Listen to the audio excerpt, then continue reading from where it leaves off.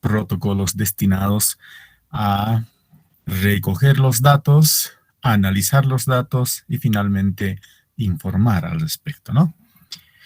Entonces, otro de los aspectos importantes es documentar las huellas de mordedura. Para eso recurrimos a las fotografías y estas dependen, además de los distintos contrastes que se debe tomar en el manejo de las fotografías. Una cosa son las fotografías en color, pero también debemos considerar la angulación de la fotografía. Los distintos ángulos que reflejen de mejor manera estas lesiones va a ser dato importante. El manejo de la luz, de los filtros y sin descuidar la escala métrica, ¿no es cierto? Generalmente el que utilizamos es el AEB-FO número 2. Es una escala que ha sido admitida, que simplemente eh, demuestra, ¿no es cierto?, los milímetros y su configuración está destinada por su forma cuadrangular más o menos para este tipo de lesiones, ¿no? O sea, tiene en su configuración una escala métrica de tal forma que se adapte, digamos, al tamaño de una mordedura. Por eso hablamos del número 2, pero existe también el número 1, el 2 y el 3 respectivamente. Es una escalita, ¿no es cierto?, en dos líneas donde está milimetrado. ¿Eso para qué sirve? Para reproducir la fotografía hasta el momento de que coincida exactamente con la dimensión métrica, en otras palabras, tener el tamaño original de la lesión. Para eso nos sirven las fotografías utilizando la escala métrica respectivamente.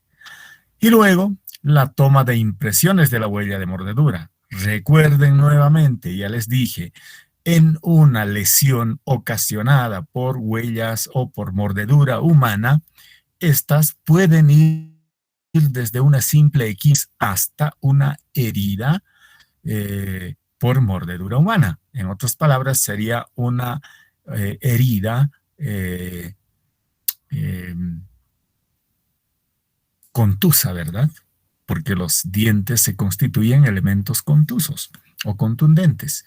Entonces, de esa manera es que las impresiones solamente aplican a las heridas dejadas por mordedura humana. Y una vez que se tengan estos datos, se van a utilizar probablemente a través del calco de las mismas en transparencias.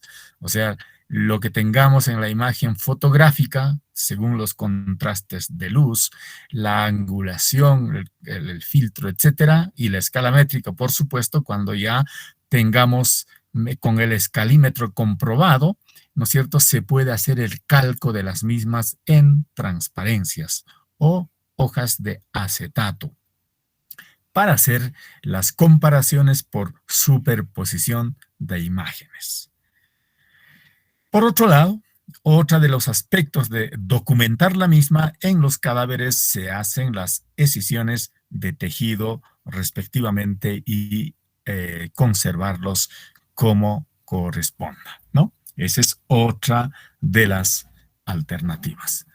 Pero además de todos estos aspectos, decíamos que existen evidencias traza en los cuales se tiene que recolectar la información de oportuna y adecuadamente. Esto es por una parte, pero tendríamos que comparar con otro factor, y ese factor de comparación radica con la toma de sangre para el cotejo del DNA, porque vamos a comparar esta huellografía genética lograda a través de una muestra sanguínea o cualquier otra muestra aceptable con aquellas evidencias traza que hayamos recogido. Esa correspondencia nos daría posibilidad a una identificación comparativa de quién fue, ¿no es cierto?, quién produjo la lesión.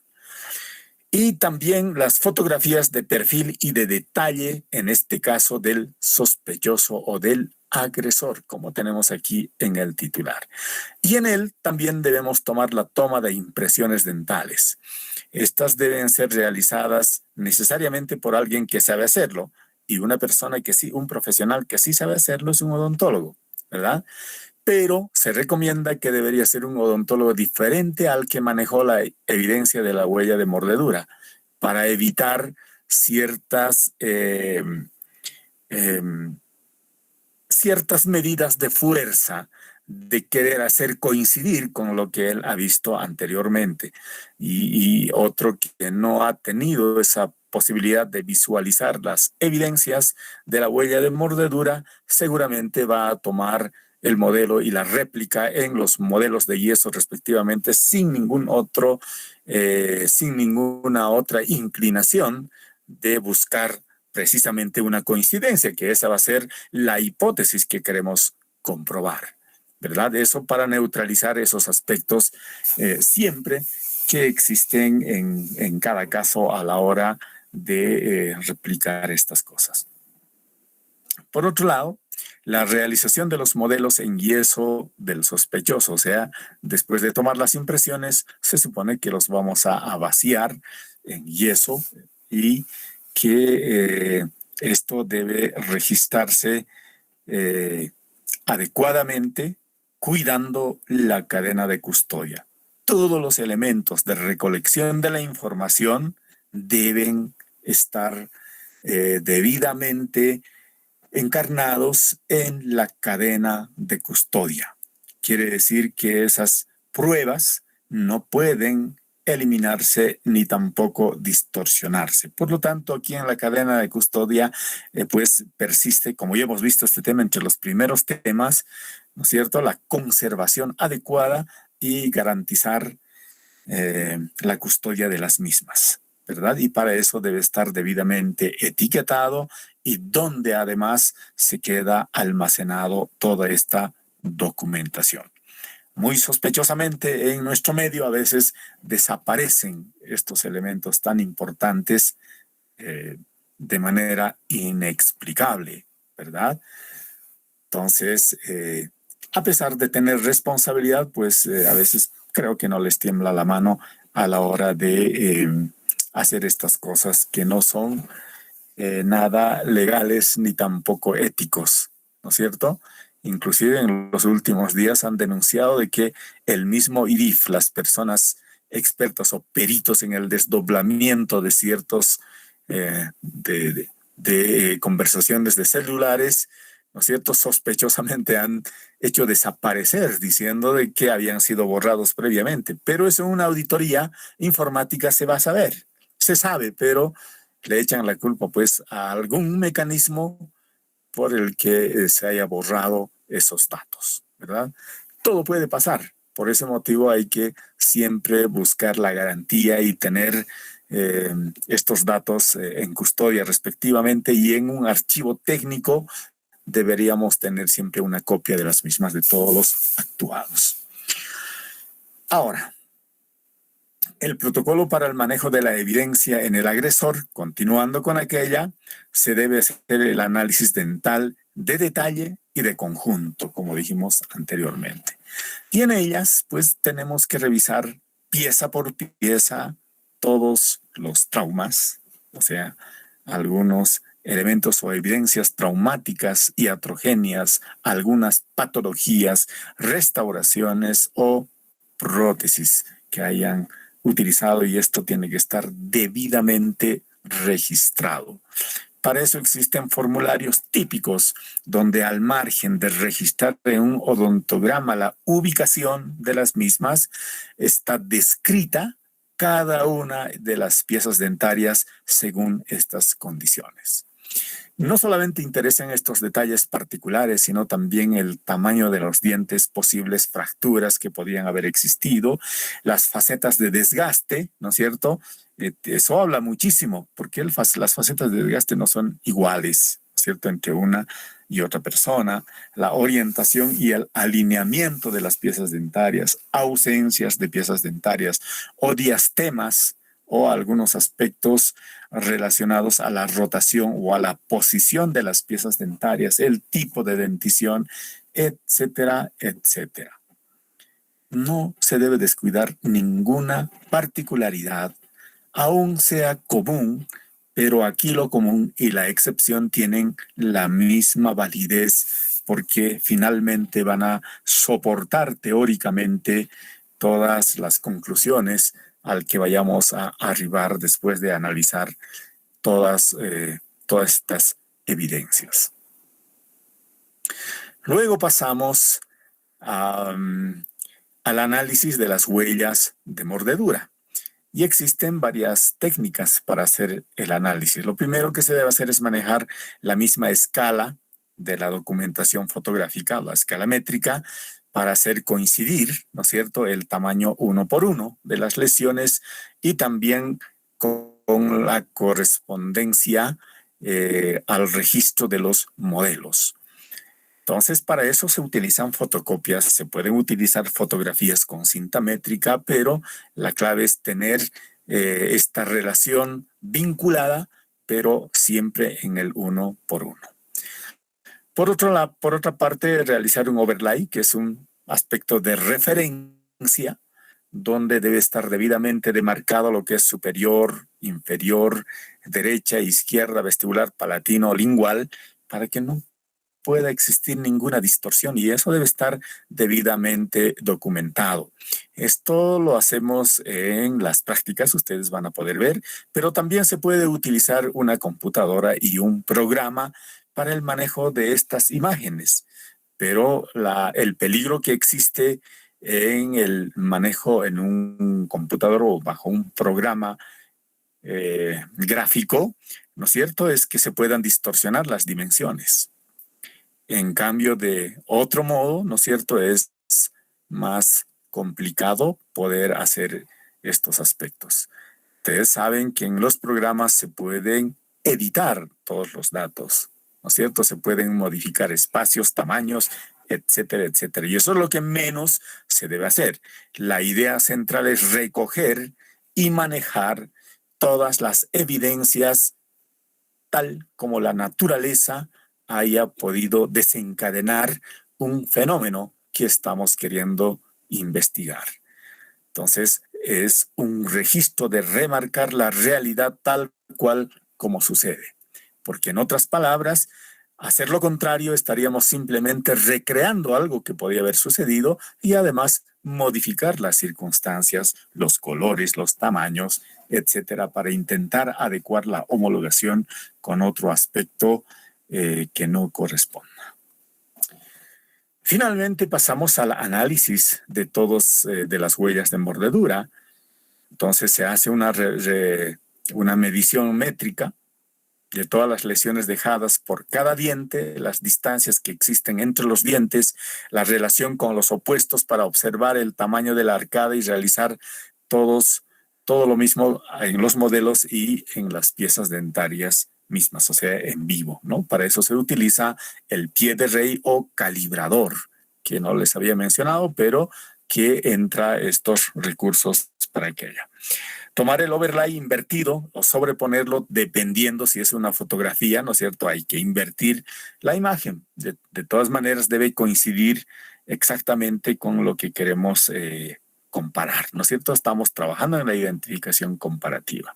Y durante este proceso de análisis de las huellas de mordedura pueden suceder dos opuestos, la inclusión o la exclusión. ¿Qué es lo primero? ¿No es cierto? O incluimos dentro de los parámetros comparativos o lo excluimos, o definitivamente no pertenece, o sea que el sospechoso o el agresor, en este caso, el supuesto agresor, estos datos no corresponden con la lesión que estamos analizando, por lo tanto excluimos, pero podemos incluir cuando sí existen sospechas de que comparativamente existen coincidencias, pero para llegar a la conclusión de una identificación positiva, debemos no solamente valernos de la huella de mordedura, sino de otros aspectos del laboratorio, como dijimos, como las evidencias traza, que seguramente nos van a reportar de manera indubitable los resultados y determinando esta relación bajo el modelo porcentual, ¿no? Ahora, en los casos de inclusión, las características individualizantes de la dentición del perpetrador muestra, ¿no es cierto?, o se evidencia una fuerte y consistente vinculación en el análisis diente por diente, arcada por arcada, y también con los patrones registrados en la huella de mordedura. Esta vinculación o esta relación o aproximación generalmente es fuerte por la posición de la víctima, victimario, dentición irregular, malas posiciones, patrones individualizantes, etc. En las huellas de mordedura profunda, pues estos registros quedan muy claras, ¿no es cierto? Pero de igual manera, ustedes saben que la piel no es un buen elemento de impresión. Por lo tanto, la distorsión de las mismas, dado el movimiento, porque el movimiento no es solamente de bisagra al momento de morder, sino existe una presión y tracción al mismo tiempo. Entonces, hay que buscar estas relaciones causales vinculadas a la distorsión, pero la distorsión o los errores también deben ser medidos adecuadamente. Algo que no podía suceder, hay que registrarlo, pero algo que se espera que podía suceder también debe estar registrado. Eso es el análisis. Es el análisis. En el análisis entendemos que vamos a tomar todos los recursos de manera particular, pero entendiendo en la globalidad el resultado, ¿no? Y en el caso de la exclusión, pues dijimos, es tan importante como la inclusión, pero generalmente en la lesión de la huella de mordedura del agresor presentan características individualizantes que permiten excluirlo, o sea que no existe una proximidad. Más son las diferencias que las similitudes. En este caso, pues en el análisis de diente por diente y arcada por arcada, quiere decir que no corresponde. Y para eso las dimensiones van a ser sumamente importantes. Y por eso la regla métrica es determinante y manejar siempre las imágenes en el contexto del uno por uno.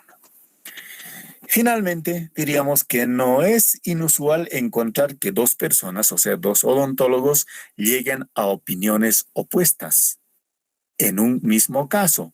Es posible tener testimonios o certificaciones un tanto contradictorias, aunque esto no niegue el análisis de las huellas de mordedura, que sí lo han hecho. Probablemente las técnicas sean diferentes. Y en todo caso, siempre va a ser el que se va a imponer es aquella que tenga un sustento teórico, científico, técnico y práctico de demostrar de una manera impecable desde la recolección de la información, el análisis, la comparación y finalmente el resultado para distorsión, no, más bien para contrarrestar una opinión contraria que no tenga estas bases, ¿verdad? Entonces, para la conclusión, lo que interesa en este caso es la fundamentación técnico-científica para demostrar algo. Cuando decimos que pueden llegar a opiniones diferentes, generalmente la diferencia está en que no se hayan tomado las previsiones desde la recolección de la información. Eso es lo más importante, ¿no? Y que simplemente se hayan hecho estos estudios mediante rasgos muy generales, o sea, muy comunes, y no así en los detalles. Y precisamente la diferencia radica en los detalles, ¿verdad?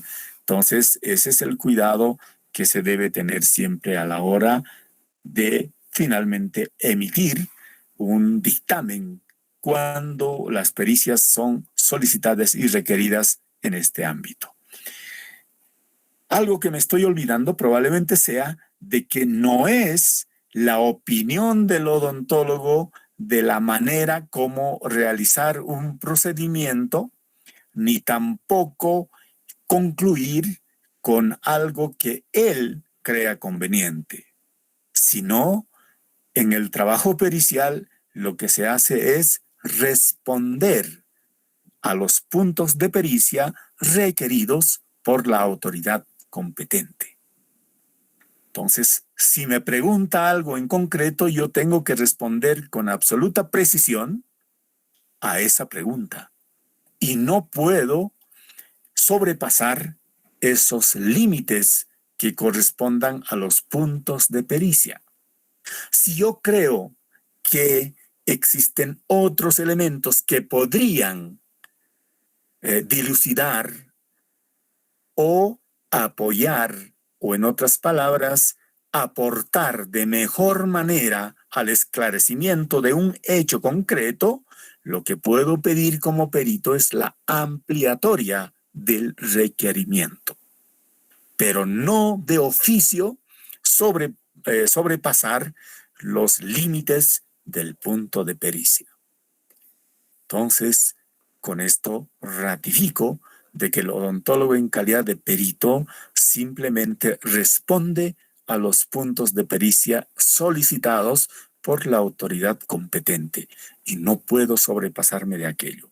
Si yo creo por conveniente que deberían haber otros elementos más que es posible realizarlo, puedo sugerir, ¿no es cierto?, de que amplíe la autoridad competente otro tipo de estudios que podrían corroborar o dilucidar o apoyar de mejor manera el problema o el fenómeno que se está investigando, ¿verdad? Bueno, eso sería en resumen respecto al manejo de las huellas de mordedura. Por favor, si tienen alguna pregunta, estamos prestos a responder. Tienen la palabra.